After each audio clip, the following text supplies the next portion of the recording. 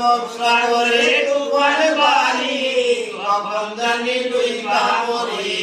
ব্যবসা করে তুফান বাড়ি কখন জানি ডুইবা মরি তুমি রঙ্গ দেখো আড়ালে দাঁড়িয়া দয়াল মুর্শিদ শুনছি তুমি পারে নাইয়া আমার অন্তরে টেনে নিও ভায়া দয়াল মুর্শিদ শুনছি তুমি পারে নাইয়া ও মাশাআল তুমি আমার নিদর্শন সময়ে করলাম না তখন এই নতি